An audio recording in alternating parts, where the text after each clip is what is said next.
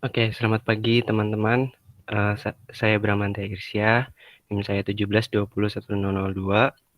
Saya dari Ilmu Aktuaria 20. Di sini saya sebagai tutor mata kuliah logika dan himpunan kalian. Oke, yang pertama tentang logika. Jadi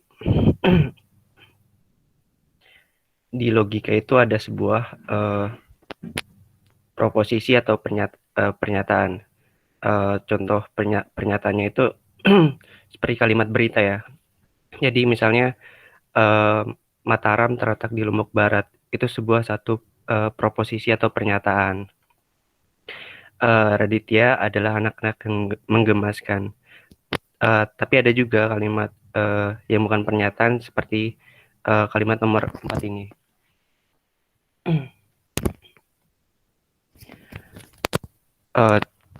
Contoh kalimatnya, Hai, kamu yang bernama Adit.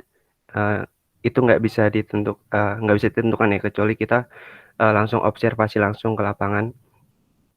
Jadi nggak bisa ditentukan benar atau salahnya pernyataan itu. Setelah itu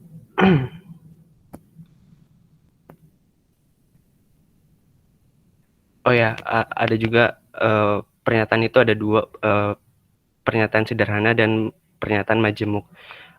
Contoh proposisi sederhana itu kayak tadi ya, proposisinya cuman atau pernyataannya cuma satu, seperti Mataram terletak di Lombok Barat.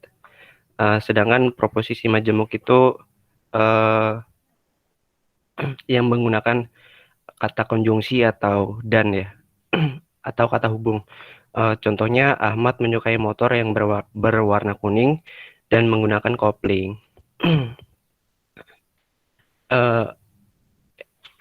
Ya,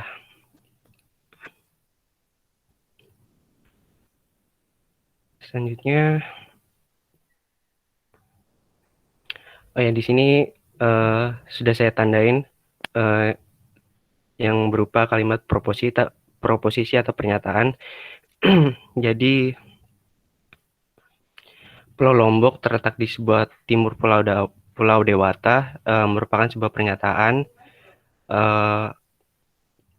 Selanjutnya, Pulau Lombok adalah pulau kecil, merupakan sebuah pernyataan.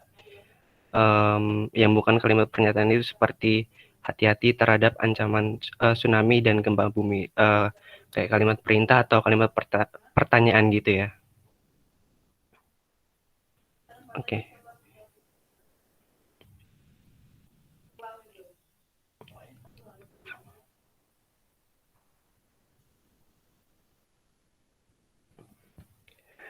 Di sini juga ada perangkai dasar dan tabel kebenaran. Contohnya itu kayak konjungsi, disjungsi, negasi, implikasi, dan biimplikasi.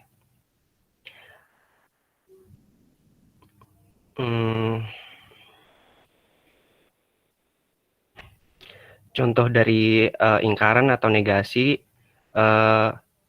contoh pernyataannya misalnya Mataram terletak di Pulau Lombok. Jika dinegasikan atau diingkarkan, contoh kalimatnya menjadi tidak benar bahwa Mataram terletak di Pulau Lombok. Atau Mataram tidak terletak di Pulau Lombok. Contoh lainnya, misalnya dalam bentuk angka. Pernyataannya 2 lebih dari sama dengan 5. Contoh pernyataannya salah ya. Jadi kalau diingkarkan lagi, tidak benar bahwa 2 lebih dari 5 benar. Atau 2 kurang dari 5 pernyataannya jadi benar. Selanjutnya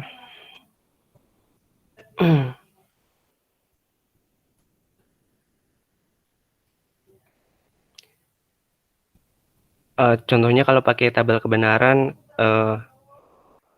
jadi begini ya teman-teman, contohnya ada satu pernyataan jika digunakan tabel kebenaran, pernyataan yang pertamanya benar, jika dinegasikan menjadi salah, salah menjadi benar. Ada lagi nggak semua kata atau pernyataan bisa dijadikan tidak ya, atau misalnya diganti bukan gitu. Tapi kalau ada kalimat misalnya, semua semut lebih besar dari gajah, kalau dinegasikan gimana? Semua semut tidak lebih besar dari gajah, itu salah ya teman-teman.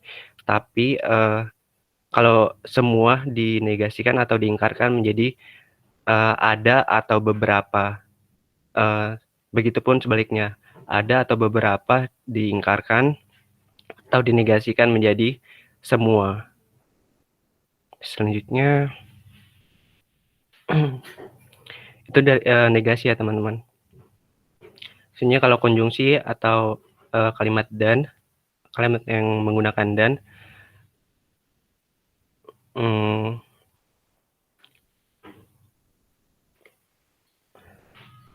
uh,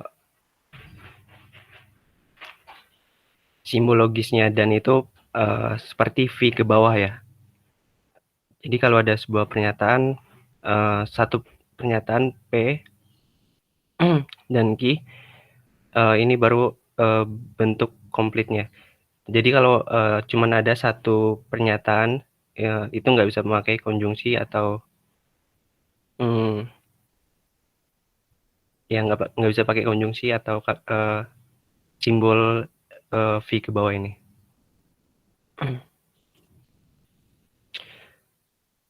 Contoh kalimatnya, aku suka belajar dan merenung.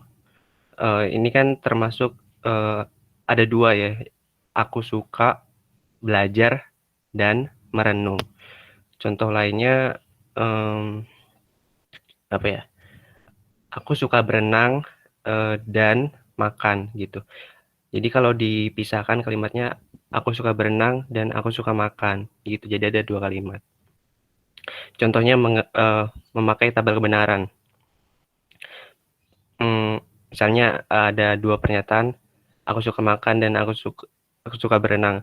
Misalnya kalimat yang pertama benar-benar, jika dikonjungsikan jadi benar.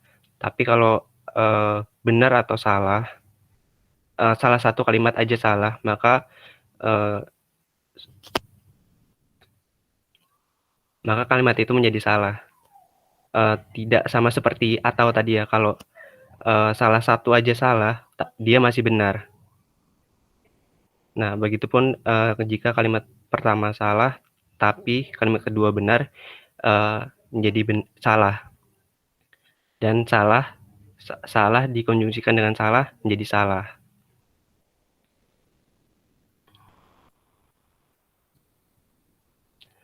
Contoh kalimat yang memakai konjungsi itu seperti kalimat yang memakai dan, tetapi, walaupun, meskipun, namun, ya, dan sebagainya.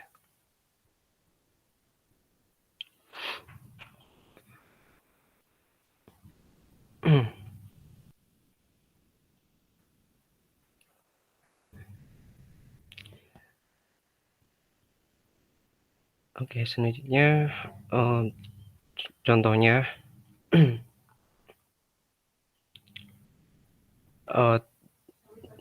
3 lebih dari 2 dan 2 bilangan genap merupakan dua pernyataan jika menggunakan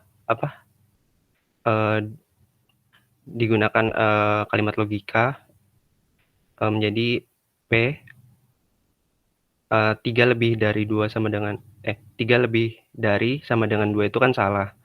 Dan 2 bilangan genap itu kan benar. Jadi kalau salah satu kalimat pernyataan aja salah, kalimat itu menjadi salah. Begitupun kalimat kedua, 3 kurang dari 2 itu kan salah. Dan 2 bilangan genap itu kan benar ya. Tapi salah satu pernyataan aja salah menjadi salah. Ini gitu. Oke.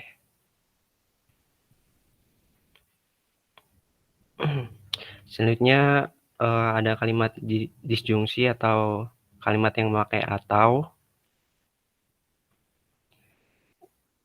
Contoh pernyataannya seperti aku suka belajar dan bernyanyi misalnya.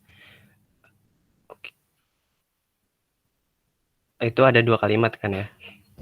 Sorry.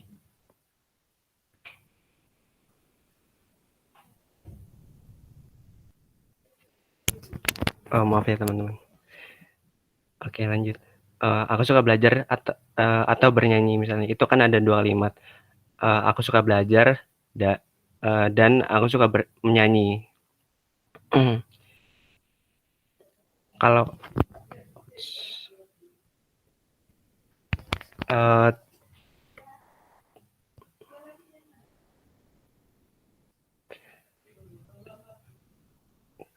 eee, pernyataan atau itu simbol logikanya itu V ya.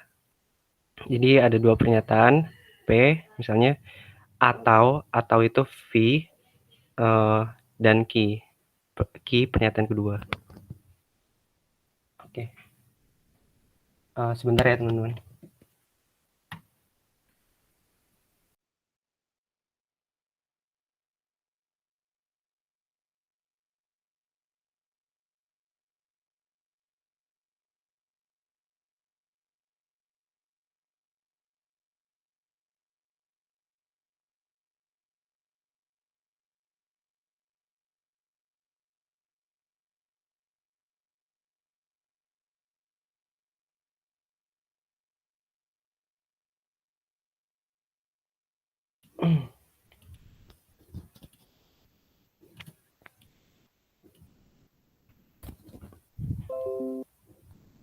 Oke lanjut.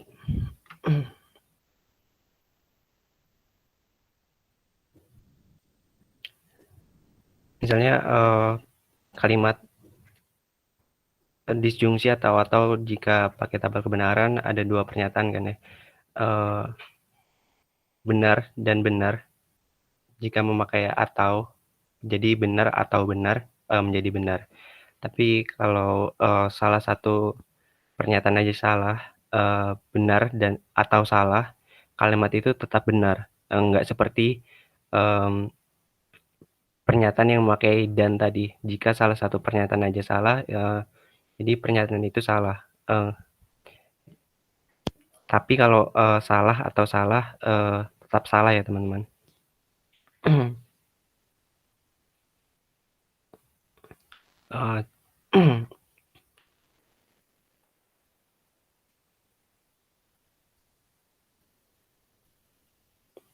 Oke lanjut.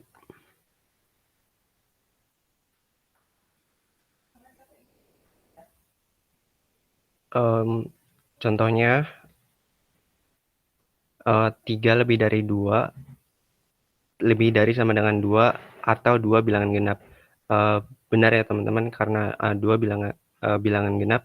Meskipun kalimat pertamanya salah, jika kalimat keduanya benar, atau salah satu benar, maka kalimat itu tetap benar karena memakai atau. Selanjutnya 3 kurang dari 2 atau 2 bilangan genap. Benar, meskipun kalimat pertama salah, tapi kalimat kedua benar. Jika memakai atau kalimat itu tetap benar. Oke, selanjutnya implikasi. Jika maka.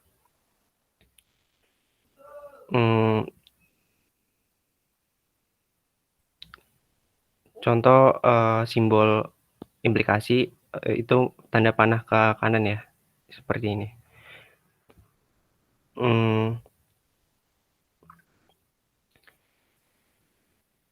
Selain dibaca jika maka, kalimat implikasi juga bisa dibaca P berimplikasi Q jika P hanya jika Q, P syarat cukup bagi Q, dan Q syarat perlu bagi P. Oke, selanjutnya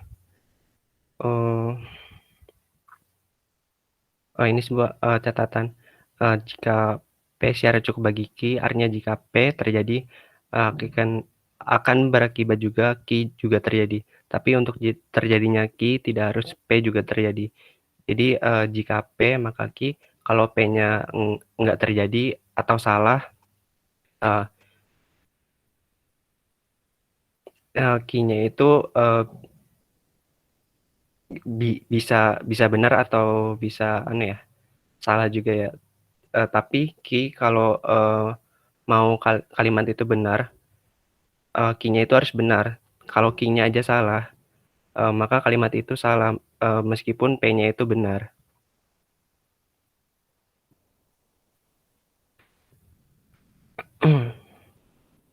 Eee, Contoh aja kali ya teman-teman. Misalnya gini, di tabel kebenaran, kalau, eee, jika P maka Q, sama-sama benar, maka benar. Tapi kalau Q salah, meskipun P-nya benar, maka kalimat itu menjadi salah. Tapi kalau P-nya nggak benar, Q-nya benar, tetap benar. Kalau salah, jika salah maka salah, maka kalimat itu menjadi benar.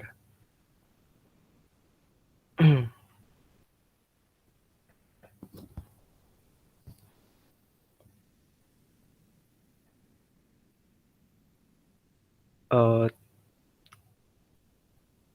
Contoh kali ya, jika hari hujan maka jalan licin.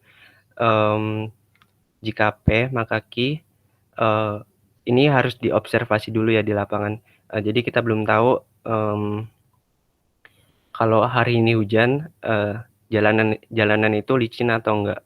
Meskipun, P-nya salah, hari itu nggak hujan, bisa aja jalan itu licin gitu. Tapi di sini saya simpulkan kalau, jalanan itu licin, jadi, kalimatnya itu benar. Bisa dilihat, contoh yang selanjutnya. Oke lanjut.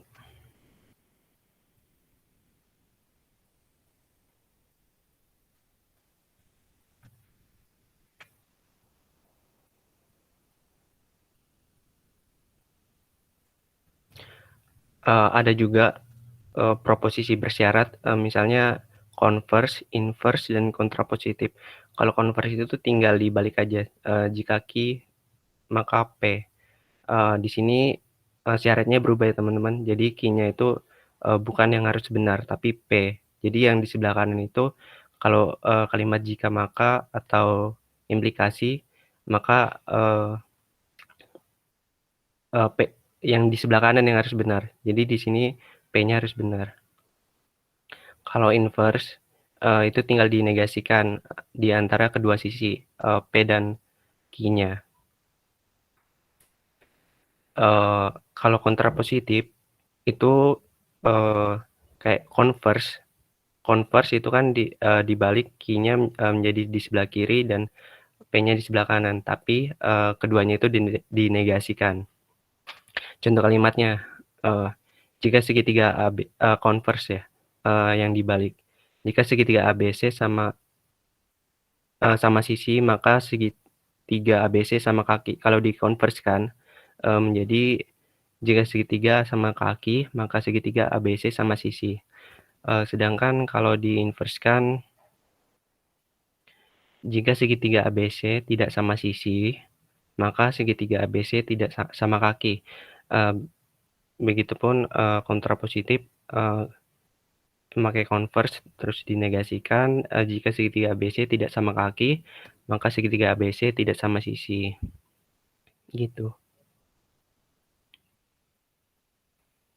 Oke, selanjutnya biimplikasi, jika dan hanya jika, eee, kalimatnya disingkat, JHJ, terus simbolnya itu, panah ke kiri dan kanan ya, digabung. Mmm, Langsung ke tabel kebenaran kali ya. Kalau, eee, biimplikasi, P biimplikasi Q, benar sama benar, maka benar. Tapi kalau, salah satu aja salah, jadi salah. Jadi dia itu kayak, kalimat dan gitu ya teman-teman. Tapi kalau salah, biimplikasi salah, jadi benar. Kalau dan kan salah dan salah itu tetap salah ya, gitu. Contoh kalimatnya, eee, misal, pernyataan P-nya, hari hujan jika hanya jika petir berbunyi. Ini harus observasi dulu di lapangan, tapi jika hari itu beneran hujan, maka hanya jika petir berbunyi. Jika benar petir berbunyi saat di lapangan itu, maka kalimat ini menjadi benar. Karena benar dan berimplikasi benar, maka menjadi benar.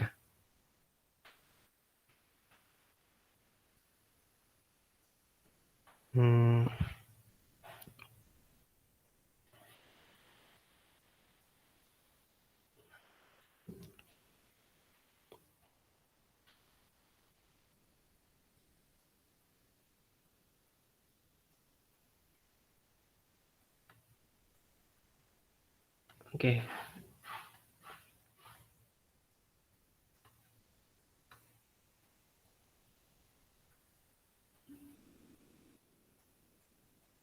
Oh, kita latihan ya. Tuliskan negasi dari masing-masing proposisi berikut. Warna baju Amir hitam. Jadi kalau dinegasikan warna baju Amir tidak hitam atau bukan hitam. 2 lebih dari sama dengan 3. Kalau dinegasikan menjadi 2 kurang dari 3 atau ya gitu. 2 kurang dari sama dengan 3. Harga beras turun jika dinegasikan menjadi harga beras tidak turun. Terlalu gampang ya.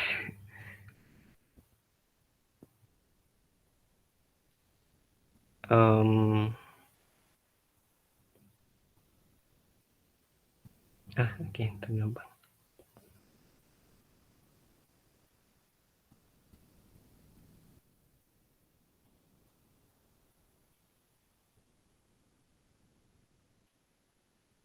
Teman-teman ada yang mau ditanyain dulu nggak?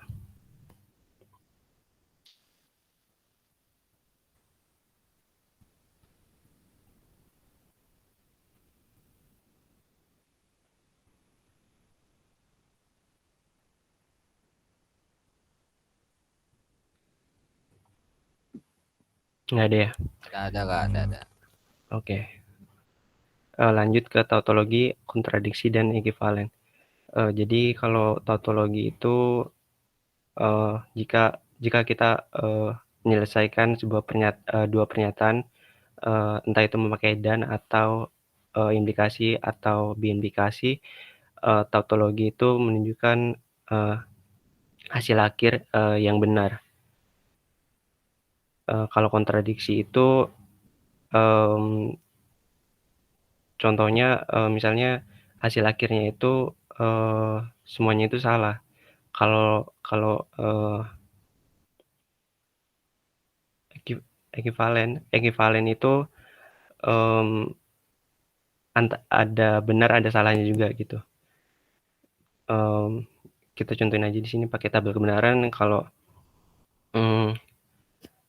ada kalimat satu kalimat benar dan salah, jika dinegasikan jadi salah dan benar. Jadi kalau diminta pernyataan dari P atau negasi P, itu kan pakai atau ya. Jadi benar atau salah, benar, dan salah atau benar jadi benar. Ini termasuk kalimat tautologi. Kalau kontradiksi kayak tadi, pernyataannya jika diminta P dan negasi P, benar dan salah menjadi salah karena salah satu salah, karena pakai dan ya. Satu aja salah maka salah, terus salah dan benar menjadi salah. Kalau ekivalen, ada dua pernyataan misalnya, benar-benar, salah-salah. Terus Q-nya benar salah. Kalau diminta P atau Q jadi benar, benar-benar, benar atau benar, benar, benar atau salah, benar, salah atau benar, benar, salah atau salah, salah. Ini termasuk kalimat ekivalen karena campuran antara tautologi dan kontradiksi. Ada benar, ada salah.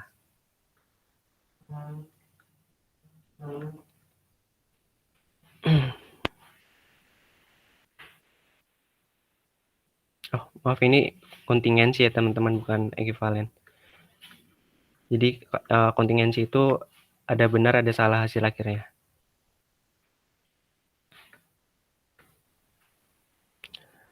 Mmm.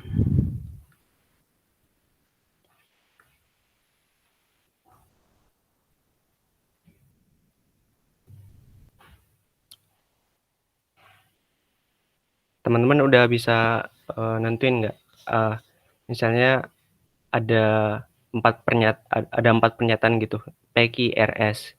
Terus, teman-teman tuh tahu nggak, berapa jumlah dari, eee, pernyataan benar yang harus ditulis misalnya di, tabel P,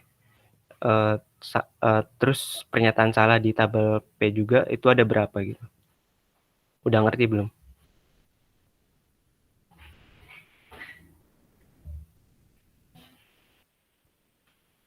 Kalau belum, eee, jadi kalau misalnya kita ditanya ada 3 pernyataan nih, terus kita bingung, kita, mmm, mau nulis di tabel kebenaran pernyataan P-nya yang benar itu berapa. Kita bisa pakai gini ya, 2 pangkat N, jadi kalau 2 pangkat 3 itu kan 8 ya. Jadi, kalau ada 3 pernyataan, jadi, eee, 8 ini kita bagi 2 karena, kita menulis, antara benar dan salahnya di tabel P, jadi, ada 4 benar dan 4 salah. Terus kalau udah kita mau nulis benar dan salahnya lagi di tabel Q, tabel Q, maaf, kita bagi 2 lagi, jadi 2, jadi 2B, 2S, 2 salah, selang-seling gitu ya. Terus, kita bagi 2 nih, kita bagi 2 lagi nih, eee, untuk tabel R. Jadi, ada selang-seling, 1 benar, 1 salah, gitu.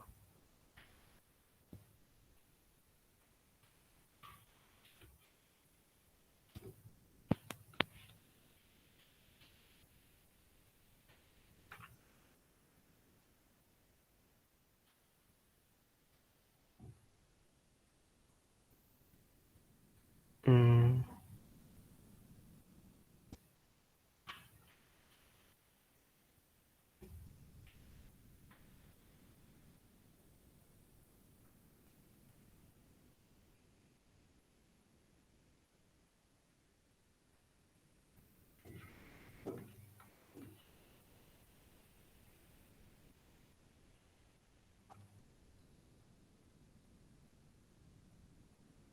eee, oke.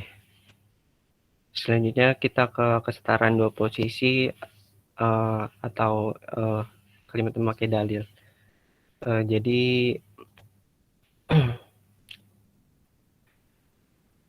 ada dalil keidentikan, kesamakuatan, komplement, komutatif, asosiatif, dan lain-lain. Jadi kalau, dalil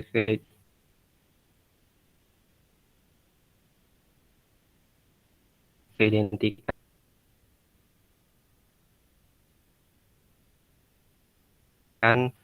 mmm, misal P atau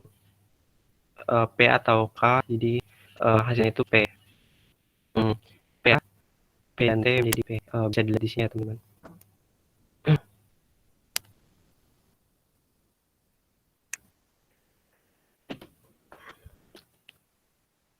Ini sebuah syarat ya. Jadi kalau, kita ngerjain nanti, kita diminta, menyelesaikannya pakai dalil apa, kita bisa lihat di sini, syaratnya itu bagaimana.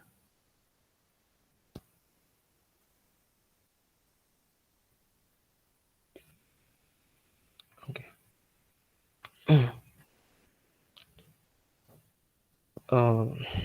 Oke lanjut, pembuktian terhadap dalil-dalil di atas dapat dilakukan dengan menggunakan tabel kebenaran.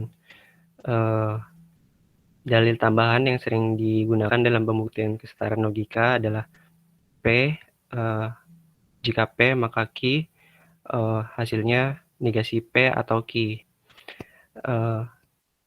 Begitu juga dengan, P berimplikasi Q, sama dengan, eee P, jika P maka Q, atau P implikasi Q, dan Q implikasi P sama dengan negasi P atau Q, dan negasi Q atau P. Ini tadi pakai dalil De Morgan, jadinya negasi P implikasi Q sama dengan P dan negasi Q.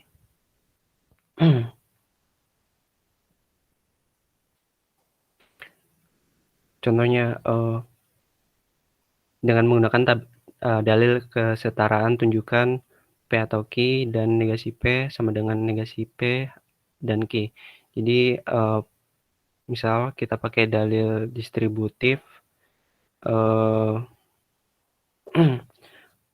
jadinya P dan negasi P atau Q dan negasi P, jadinya P dan negasi P ini menjadi K, atau Q dan negasi P-nya ini tetap, jadinya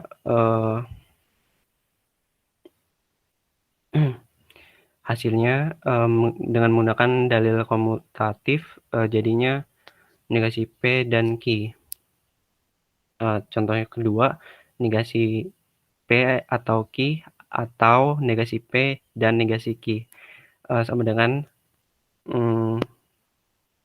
negasi P atau Q. Buktikan bahwa ini benar. Jadinya dengan menggunakan dalil De Morgan, negasi P dan negasi Q atau negasi P dan negasi Q, terus itu kita jadikan dalil distributif ya. Negasi P dan negasi Q atau negasi P dan negasi P dan negasi Q atau negasi Q. Jadinya dengan menggunakan dalil penghapusan, jadinya negasi P dan negasi Q hasilnya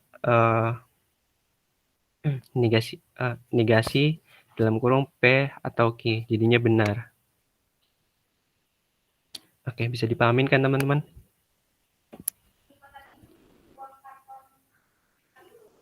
Atau ada yang mau ditanyakan?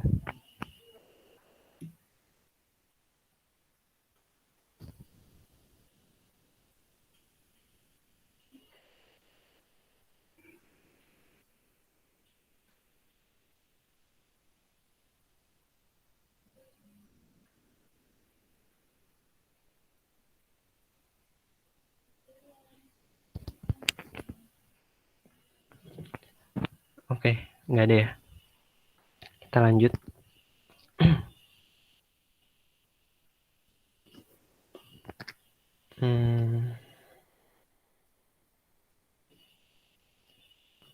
Kita lanjut aja ya, nanti menguras waktu. Selanjutnya kuantifikasi atau logika predikat. Yang pertama predikat dan fungsi pernyataan atau fungsi pernyataan.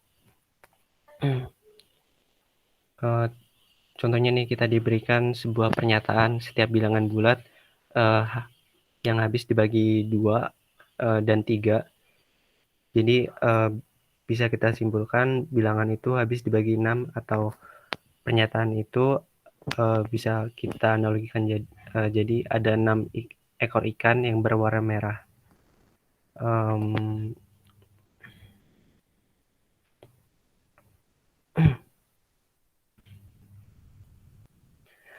Jadi pada kedua contoh proposisi di atas terkandung sebuah pernyataan dengan kumpulan bilangan bulat untuk contoh pertama dan kumpulan ikan untuk contoh kedua. Untuk memeriksa kebenaran proposisi atau pernyataan seperti di atas, dikenalkan beberapa konsep seperti predikat, semesta, dan pengkuantifikasi untuk kejelasan masing-masing konsep predikat, semesta, dan pengkuantifikasi. Contohnya nih, mahasiswa matematika diwajibkan memakai sepatu berwarna kuning. Jadi jika A didefinisikan eee, himpunan mahasiswa matematika, maka dapat dibentuk sebuah proposisi, mmm, contohnya X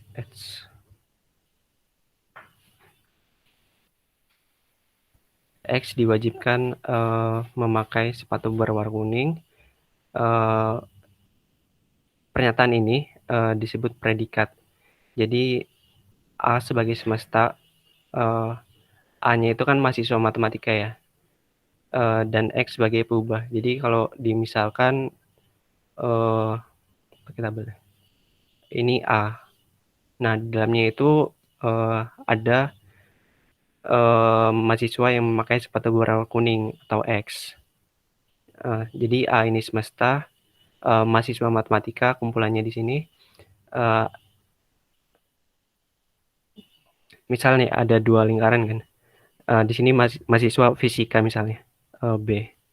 Eee, Himpunan A, yang mahasiswa matematika, ini ada X, X itu mahasiswa yang diwajibkan memakai sepatu berwarna kuning misalnya. Tapi ada juga misalnya Y, mahasiswa yang memakai sepatu berwarna misalnya hijau, gitu.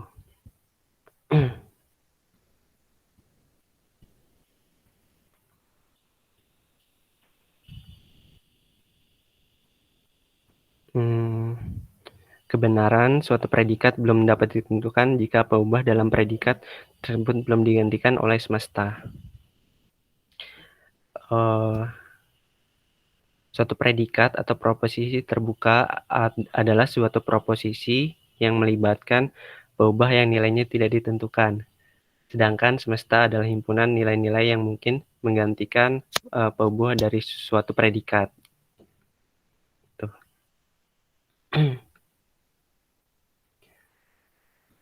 Contohnya lagi,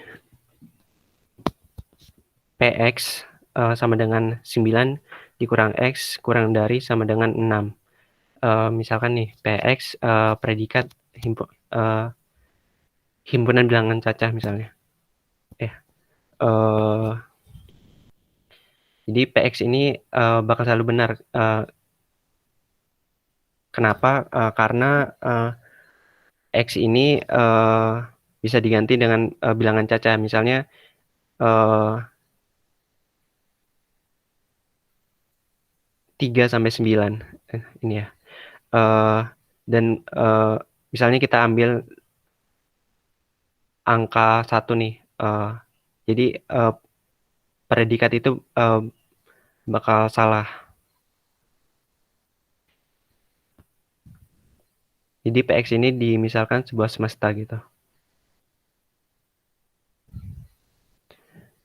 Contoh lainnya lagi, Hx, Y sama dengan X plus Y sama dengan 0. Misalkan Hxy adalah predikat pada suatu himpunan bilangan bulat. Hxy akan selalu benar jika peubah X dan Y adalah bilangan bulat dan memenuhi sifat Y sama dengan min X. Gitu. Bisa dilihat contoh yang lain lagi.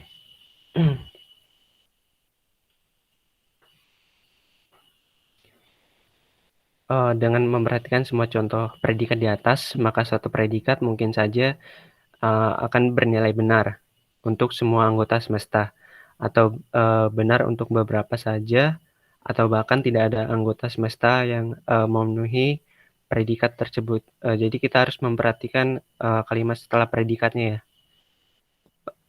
Kalimat itu yang menentukan uh, predikat itu benar atau salah.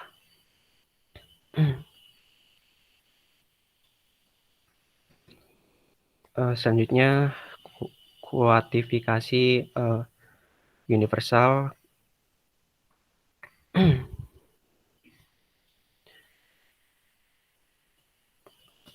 Ciri-ciri dari kuantifikasi universal itu kata di depan predikat seperti semua, setiap, atau seluruh. Jadi menggunakan kalimat semua, seperti, dan seluruh.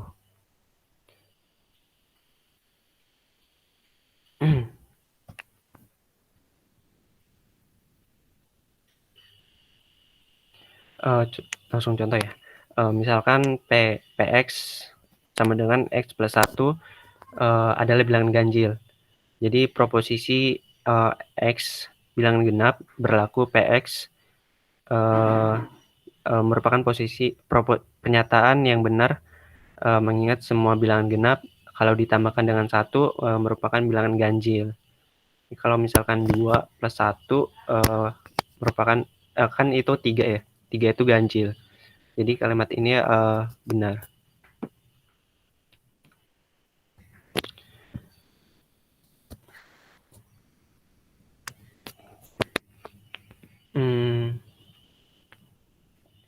Contohnya lagi, semua manusia akan mati. Proposisi atau pernyataan ini bernilai benar karena tak seorang pun manusia yang hidupnya kekal.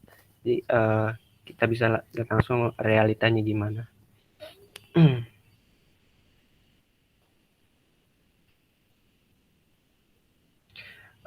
Contoh nih, misalkan MX sama dengan X adalah matematikawan, sedangkan K, X sama dengan X kritis dengan semesta pembicara himpunan manusia. Pernyataan semua matematikawan adalah kritis, pernyataan itu ekivalen ya dengan apa tadi? Untuk setiap X manusia, jika X matematikawan maka X kritis gitu. Kalau kita menggunakan kalimat matematikanya jadi X himpunan S MX implikasi KX, jika MX maka KX. Gitu.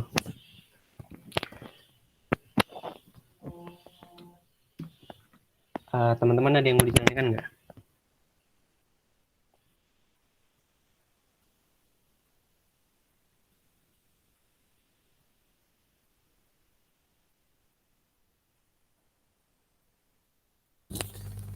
Izin Kak, saya masih nggak paham soal yang dibalik-balik ini. Maksudnya Yang apa gitu. yang mana? Yang mana? Yang ini yang ada kayak bentuk atau balik ini kan, terus yang Oh, itu simbol. Itu simbol bukan dibalik-balik. Jadi oke, bentar ya.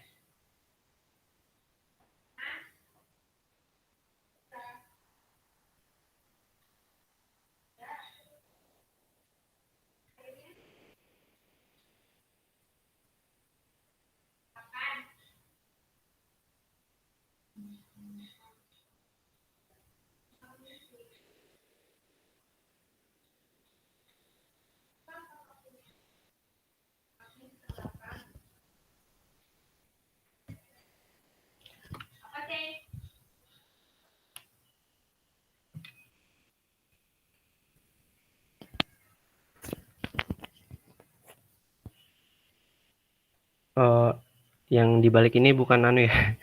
Itu simbol matematika. Jadi terbalik ini misalnya itu artinya itu untuk semua gitu. Menjawab nggak Aswa?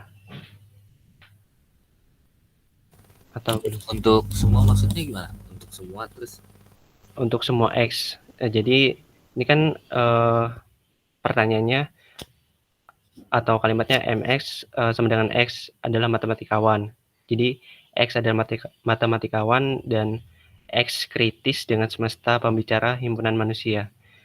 Jadi ada dua pernyataan nih.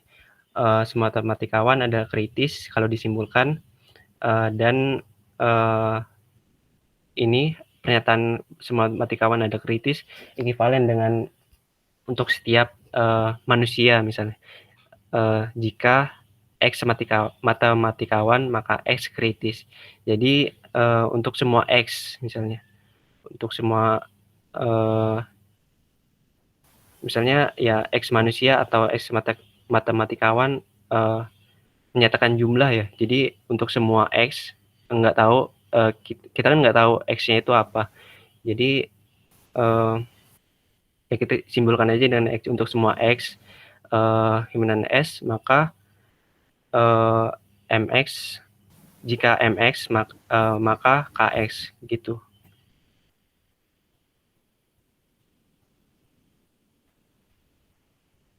Gimana Spa? Baik Kak, baik Kak. Pak. Oke. Lanjut ya. Selanjutnya ada kuantifikasi eksistensi. Jadi kuantifikasi eksistensi ini dicirikan dengan kalimat predikatnya depannya itu ada beberapa, paling sedikit satu, setidaknya satu, dan lain-lain. Misalnya ada X sehingga berlaku PX, kita simbolkan atau kita ganti kalimat matematikanya jadi ada X berlaku PX. Jadi ini simbol matematika sama kayak tadi ya, yang A terbalik itu artinya itu A semua. Kalau E terbalik ini artinya ada. Kalau E kecil C terbalik ini artinya itu sehingga berlaku PX. Jadi artinya sehingga berlaku. Contohnya lagi. Misalkan PX sama dengan X bilangan prima yang genap dengan semesta S sama dengan N. Pernyataan ada X bilangan prima yang genap merupakan proposisi yang benar, sehingga dua bilangan asli, genap, dan prima.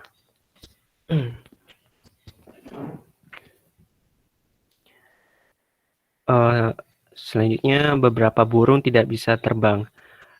Pernyataan ini benar.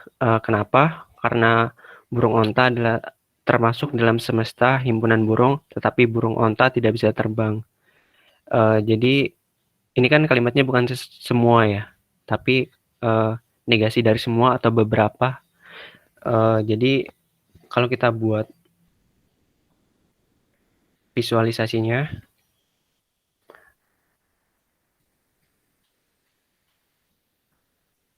misalnya ini burung yang bisa terbang.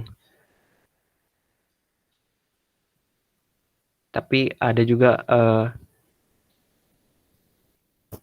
burung yang tidak bisa terbang. Di sini misalnya burung onta itu masuk sini. Tapi kan di sini kalimatnya beberapa ya. Jadi kita itu ngambilnya itu dari sini. Himpunan A. Tapi kalau kita ambil kalimatnya di sini antara diagram A dan B, maka kalimat ini bisa aja salah. Karena di sini kalau dikalimatkan jadi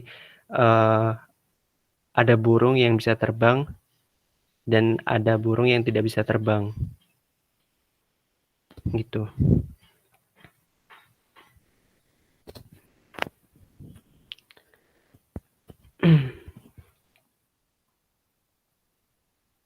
Oke, lanjut ya.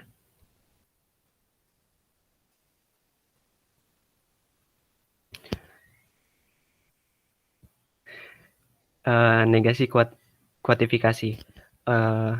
Ingkaran dari suatu proposisi kuantifikasi pada prinsipnya sama dengan ingkaran proposisi biasa.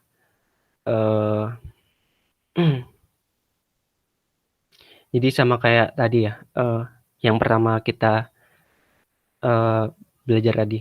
Jadi kalau P dinegasikan menjadi salah, terus kalau pernyataan itu salah, terus dinegasikan menjadi benar.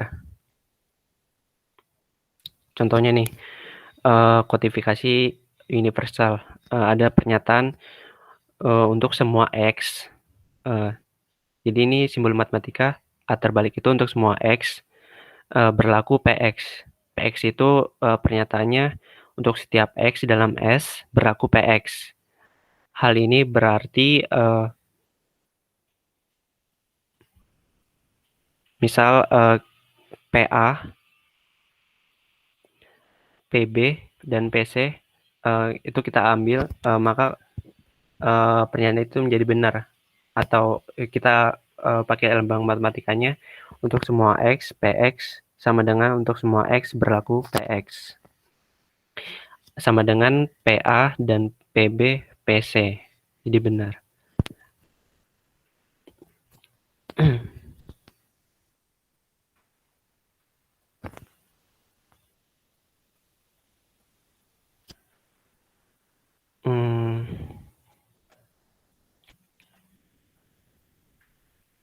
Contohnya kalau kita ingkarkan dari kuantifikasi universal ini diperoleh pola seperti berikut. Negasi untuk semua X, PX sama dengan negasi PA dan negasi dari PA dan PB dan PC, maka negasi PA atau jadi atau negasi PB atau negasi PC. Jadi kalau kita ganti jadi kalimat matematikanya jadi ada X yang berlaku untuk negasi PX. Gitu.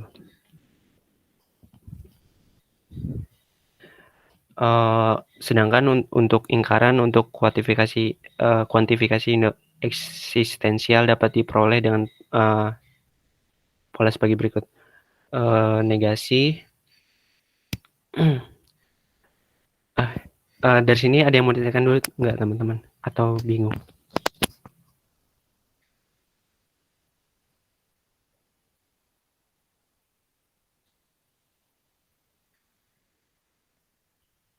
Izin Kak, saya cuma mau perjelas pemahaman saya sih Kak. Jadi misalnya kalau yang bentuk atau balik ini kan artinya semua kan Kak. Kalau ya, untuk semua. Kalau dinegasikan berarti beberapa orang atau ya beberapa lah. Jadinya bentuknya itu begitu Kak. Iya, benar. Benar. Jadi ya starting pointnya itu ya di depannya sini sama yang di depannya sini, yang PX-nya itu kan Kak. Iya, benar. Oke, itu aja sih Kak. Terima kasih. Sama-sama. Yang lain?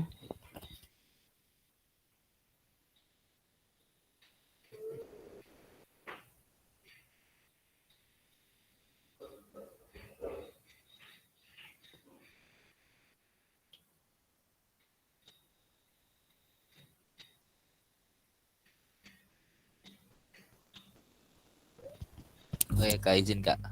Iya.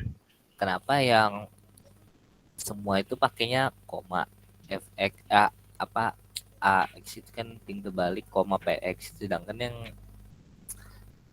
x itu dia pakainya apa sih bentuk elemen? Karena untuk semua X ini kan langsung nyambung ya, jadi PX itu. Jadi itu untuk semua X berlaku PX. Tapi kalau di sini maksudnya gimana ya? Bentar, saya bingung jelasin gimana. Ini deh, saya bacakan aja mungkin kan dapat pemahaman. Jadi negasi untuk semua X berlaku untuk semua PX. Tapi kalau di sini negasi ada X yang berlaku untuk PX. Jadi enggak semua X yang berlaku untuk PX. Gitu. Gimana? Ribet ya?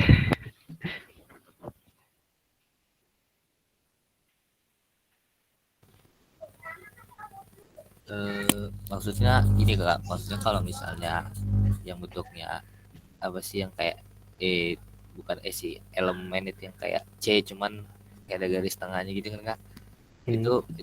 Itu maksudnya menandakan bahwa itu salah satu gitu dari elemennya PX gitu Kak. Kalau sedangkan kalau koma itu menandakan semuanya gitu Kak. Iya. Iya gitu maksud saya.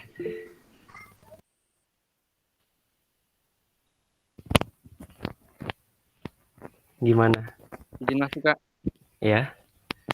Itu yang tadi kan yang ditanya si Asfa itu bentuk kenapa untuk AX itu tandanya koma, sedangkan untuk EX itu tandanya elemen terbalik.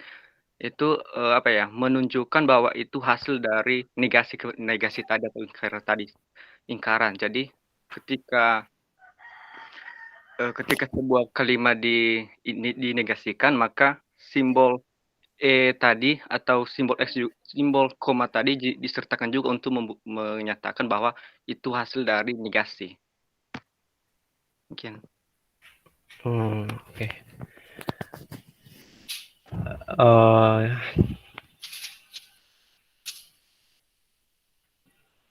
Bentar.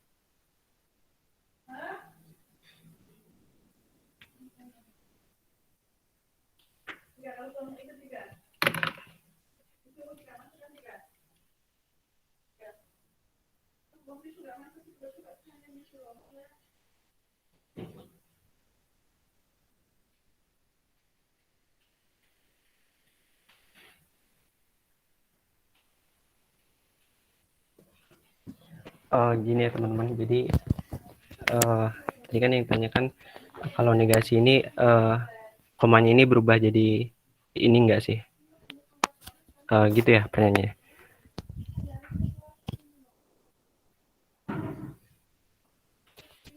Kalau semua X, PX itu kan berlaku PX-nya itu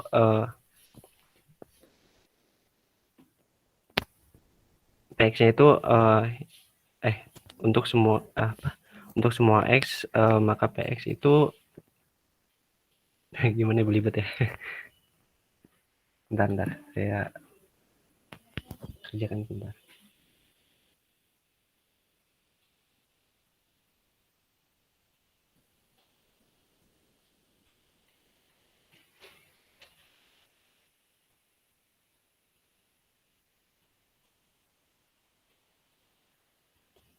Gak apa Kak, saya sudah paham kok Kak. Iya, kenapa?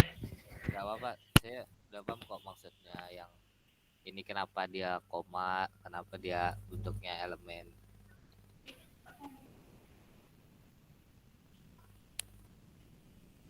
Jadi saya jawab nggak nih? Nggak sih Kak. Mungkin saya kali ya, apa mungkin bantu kayak jelasin sedikit kali kayak. Oke, boleh. Jadi kalau misalnya untuk yang tadi saya tuh bingung maksudnya itu di yang tanda koma sama kan ada pemisah tuh antara atau balik sama besar kebalik itu kan. Nah, ternyata setelah saya tangkap mungkin pemisahnya yang kenapa koma dan kenapa elemen karena koma tadi itu sebenarnya menginterpretasikan atau menjelaskan bahwa itu semua itu berkaitan sama si PX. Sedangkan kalau elemen itu kan bentuk elemen semua itu kan terdiri dari beberapa elemen kan. Jadi karena mungkin kenapa ditulis elemen ya karena kan beberapa aja jadi ya elemen yang hanya ada di PX begitu Kak. Mungkin untuk menjelaskan kenapa itu balik mungkin gitu sih Kak yang saya sudah tangkap. Itu aja. Makasih. Makasih juga Asfa. Jadi bisa dipahamin ya. Oke, kita lanjut.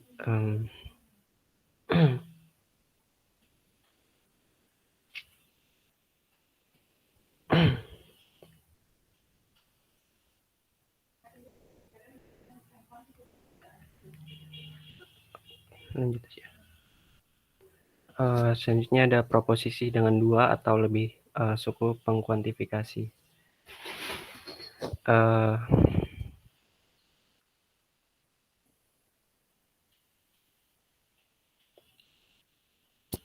Jadi biasanya proposisi seperti ini, dengan 2 atau lebih pengkuantifikasinya itu muncul dalam suatu proposisi yang mengandung 2 atau lebih peubah.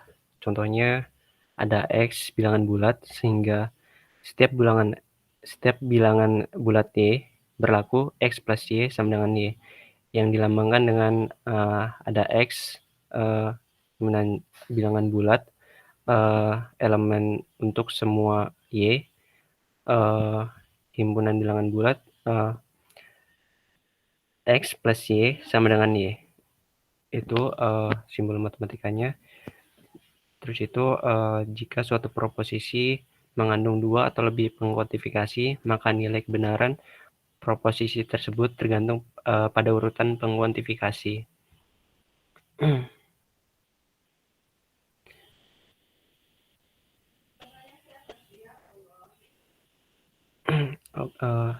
Untuk semua X himpunan bilangan bulat, ada Y himpunan bilangan bulat, elemen dari X plus Y sama dengan 5. Jadi proposisi ini benar. Kenapa? Kalau kita ambil sembarang X nih misalnya, maka kita akan selalu temukan bilangan bulat Y. Misalnya Y-nya 5.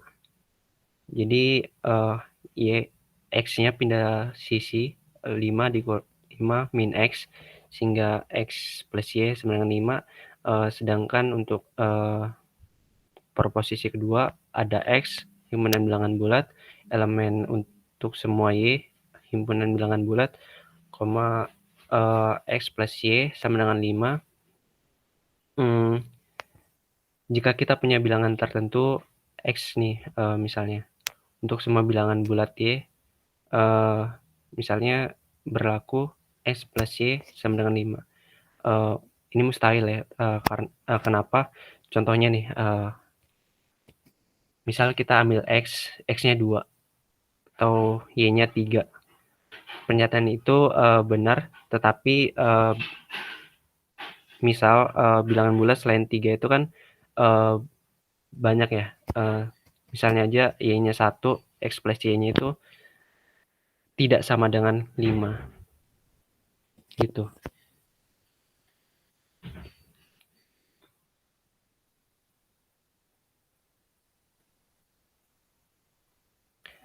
Kalau kita ingkarkan pernyataan di atas ini jadi jadinya ada X elemen Z elemen bilangan bulat, elemen dari negasi ada Y himpunan bilangan bulat, elemen dari X plus Y sama dengan 5. Jadinya ada X elemen Z elemen bilangan bulat maksudnya, elemen untuk semua Y bilangan untuk semua bilangan bulat, negasi dari X plus Y sama dengan 5. Jadinya ada X himpunan bilangan bulat, elemen untuk semua Y, himpunan bilangan bulat X plus Y-nya tidak sama dengan 5. Negasinya kita masukkan jadi tidak sama dengan. Gitu.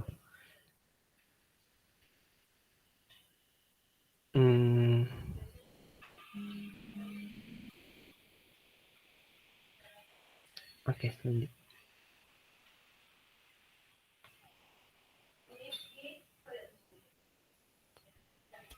Selanjutnya ada argumen.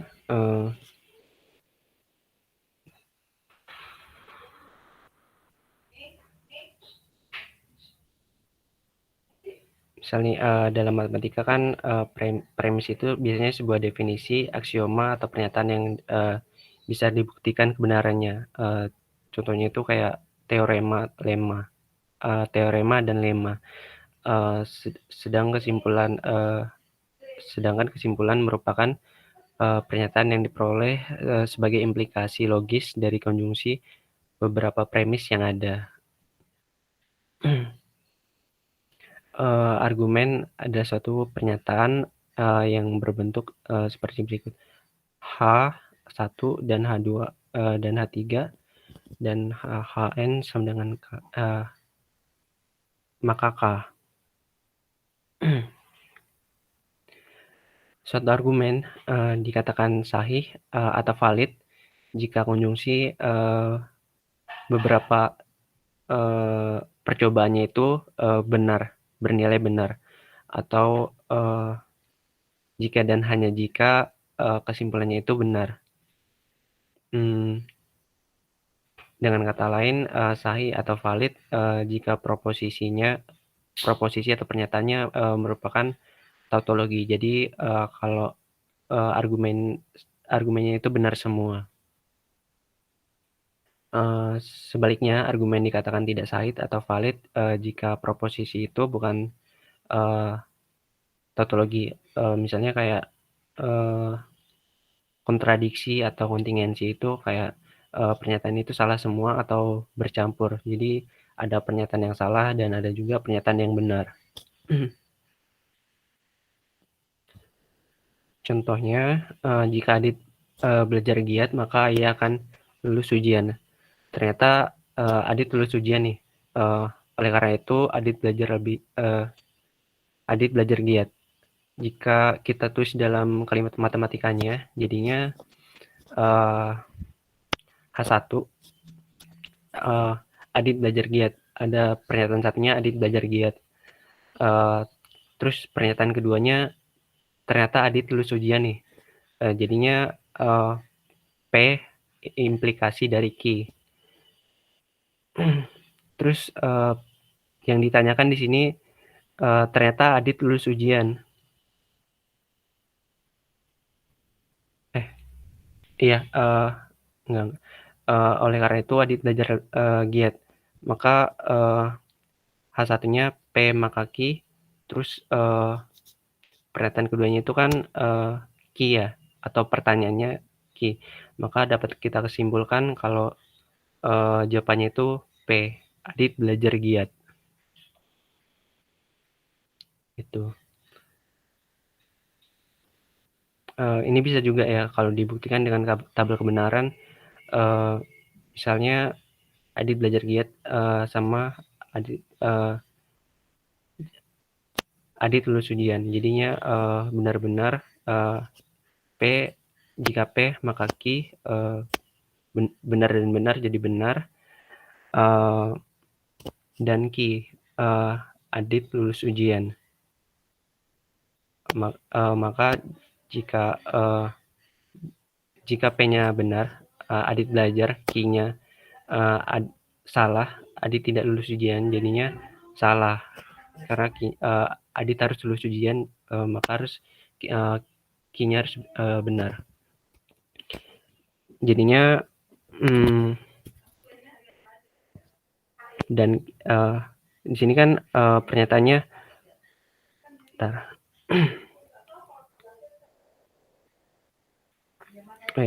Adit lulus ujian, maka Adit belajar giat, maka Adit lulus ujian. Dan pertanyaannya itu Q, Adit lulus ujian. Jadi kita simpulkan maka Q maka P, maka Adit belajar lebih giat gitu. Ngerti kan teman-teman? Atau ada yang mau ditanyakan lagi?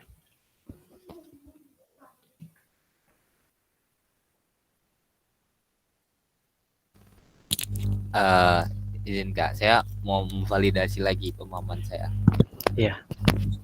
Jadi ketika misalnya ada sebuah pernyataan gitu, misalnya P maka Q, terus terjadilah ternyata terjadi Q, berarti kesimpulannya yang menyebabkan terjadinya Q itu adalah P, karena dia P gitu kan, gitu nggak Kak maksudnya?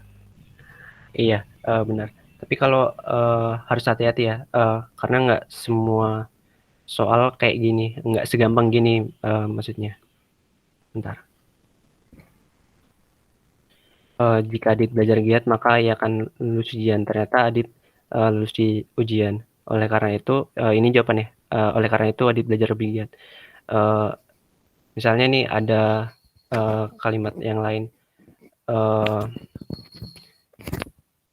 Tadi kan ditanya P maka Q, terus Q-nya terjadi.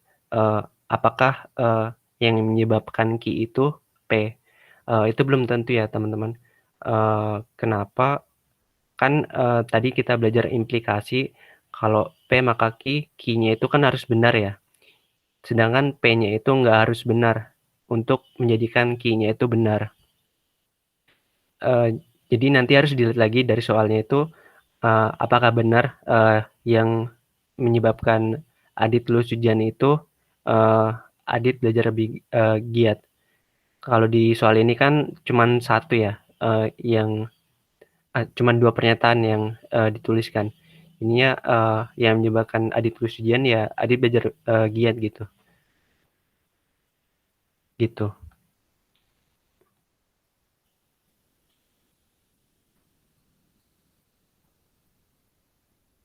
Ini ya bisa dilihat. Apakah Q yang menyebabkan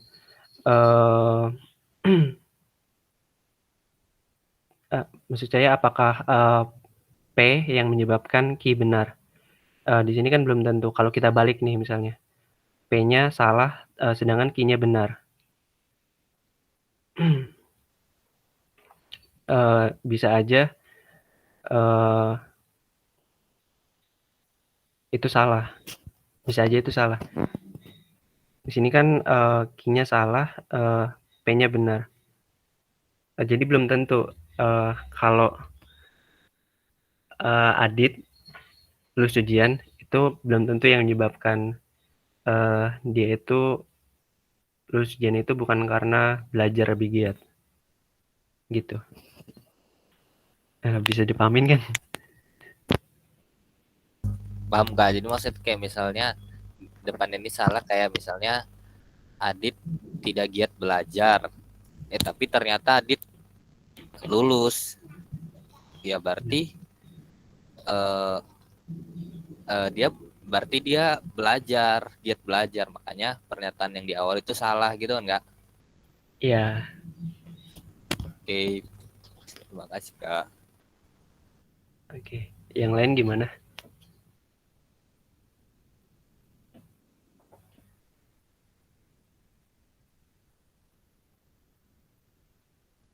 Oke, kita lanjut ya. Nah, ada juga misalnya kita pakein pertanyaannya itu negasi. Jadi jika P maka Q. Misalnya kita pakai kata-kata di atas tadi, jika Adit belajar lebih giat, maka Adit lulus ujian. Di sini yang ditanyakan Adit tidak lulus ujian. Nah, tadi kan kita belajar juga di implikasi. Ya, implikasi. Kalau P-nya itu salah, Q-nya benar, maka pernyataan itu benar. Tapi kalau Q-nya salah atau dinegasikan Q, maka P-nya itu bisa aja bisa benar bisa salah. Tapi nggak mungkin kan kalau di sini yang menyebabkan Adit lulus ujian itu Adit tidak lulus ujian itu karena dia belajar lebih giat. Jadi bisa disimpulkan kesimpulannya di sini K-nya Adit tidak belajar lebih giat karena cuma ada 2 pernyataan gitu.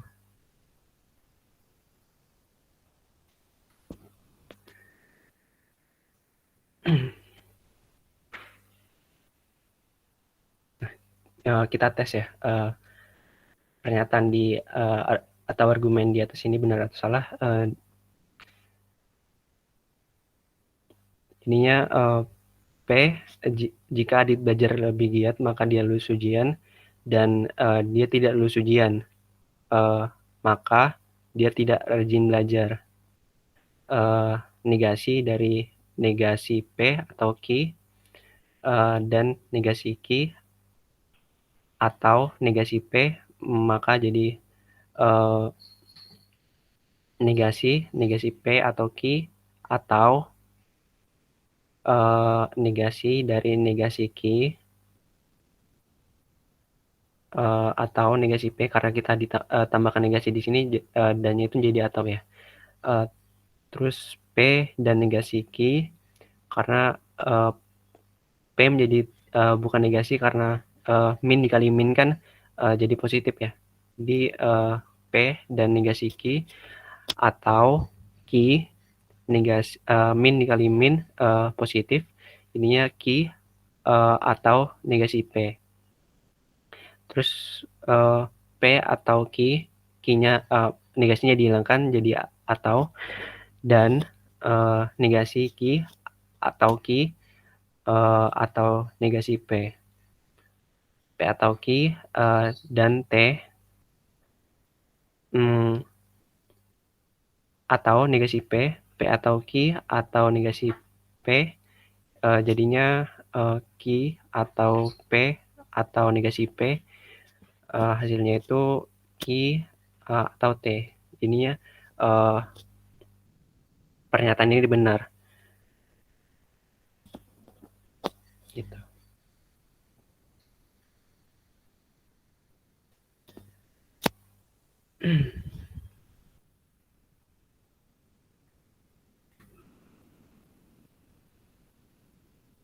Kalian udah sampai modus belum?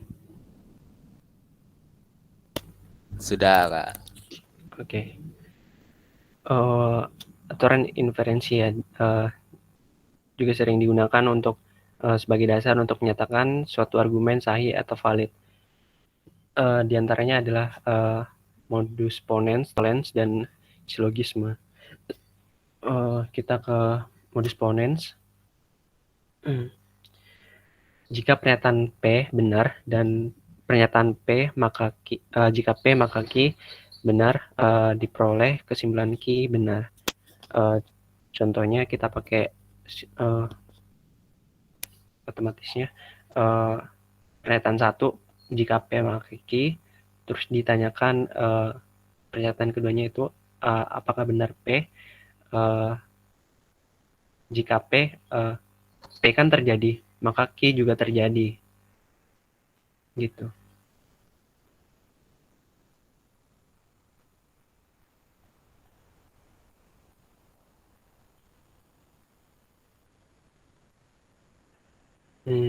Contohnya lagi nih, Ahmad anak yang rajin. Jika Ahmad rajin, ia akan disayang oleh ibunya. Pertanyaannya, oleh karena itu Ahmad disayang ibunya. Kenapa? Kita ke matematisnya. Ahmad anak yang rajin, P. Jika Ahmad anak yang rajin, maka dia akan disayang ibunya. Nah, yang terjadi ia disayang ibunya. Itu pernyataannya, jadi kesimpulannya itu kan Q. Yang ditanyakan kenapa bisa terjadi Q? Q terjadi karena P. Kalau P tidak terjadi, maka Q-nya itu bisa terjadi, bisa tidak, atau nggak bisa disimpulkan. Gitu.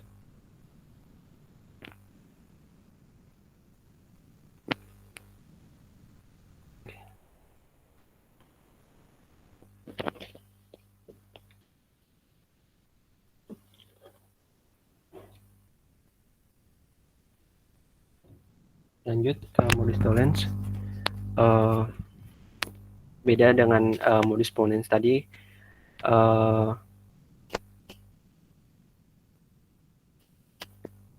Modus tollens ini pakai hukum atau sifat ekivalensi logis tadi. Misalnya P, jika P maka Q, jika Q tidak terjadi maka P juga tidak terjadi. Karena jika P maka Q ekivalen dengan tidak ekivalen dengan negasi Q, maka negasi P, maka modus tollens dapat ditulis sebagai berikut. Negasi Q maka negasi P, jika negasi Q-nya terjadi maka negasi P-nya terjadi. Begitu juga dengan ini kan converse ya. Jadi jika Q-nya terjadi maka P-nya juga terjadi. Hampir sama kayak ponens tadi, tapi nggak sama gitu.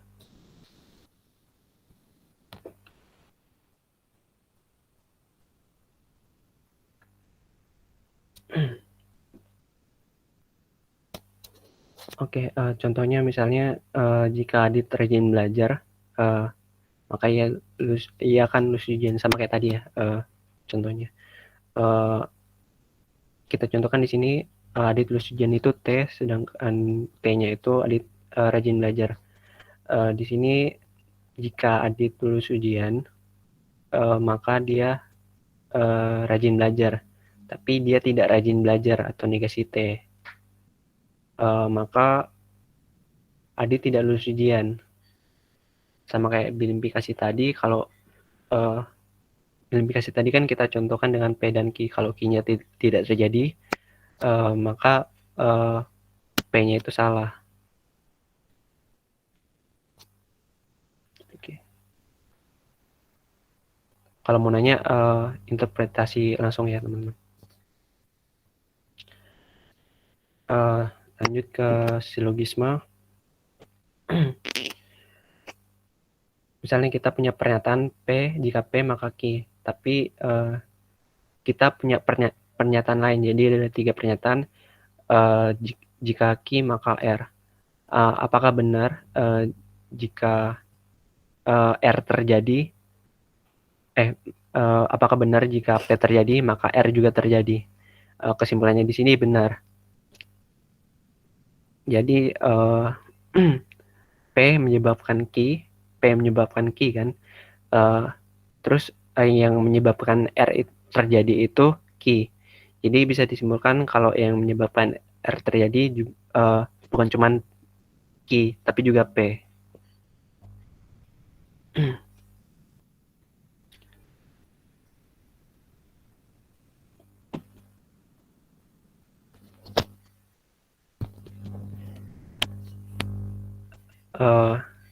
Ada yang mau ditanyakan nggak teman-teman? Sisa 5 menit nih.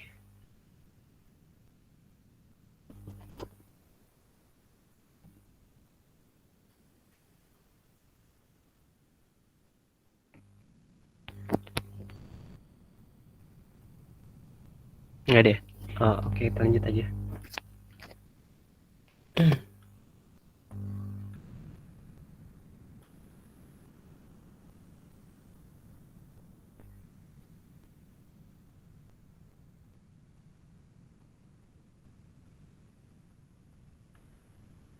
Oke. Kalau kita bisa kita gabungan juga, misalnya antara ponens, tollens, silogisme, tollens, dan ponens. Tadi yang udah kita pelajarin di atas. Misalnya nih ada 4 pernyataan. Misalnya pernyataan P, Adit suka main bola. Q, pernyataan Q, Rido suka main mobil-mobilan. Dan R, Syamil senang main sepeda. S, Claudia suka main boneka. Misalnya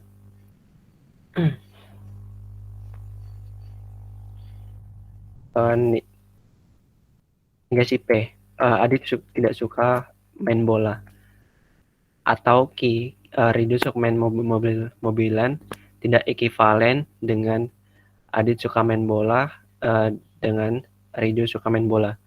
kita buktikan benar atau salah. Jadi pernyataan kedua itu kan Q maka R. Rido suka main mobil-mobilan dan maka Syamil senang main sepeda. P atau S, Adit suka main bola atau Claudia suka main bola. Tidak ekivalen dengan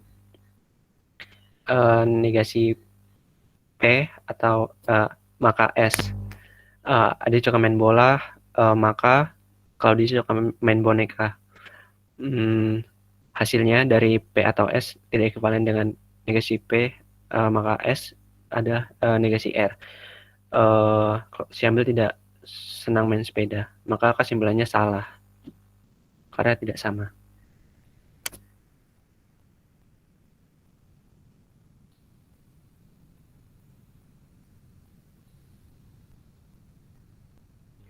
Kalau pakai modus tadi bisa dilihat ya, yang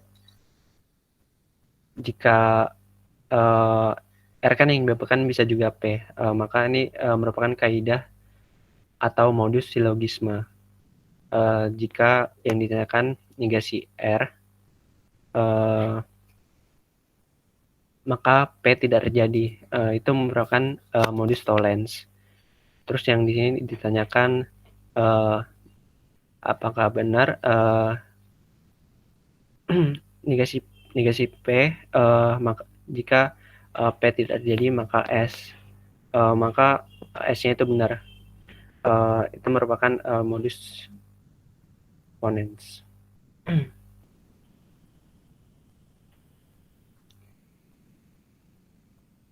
Oke, lanjut.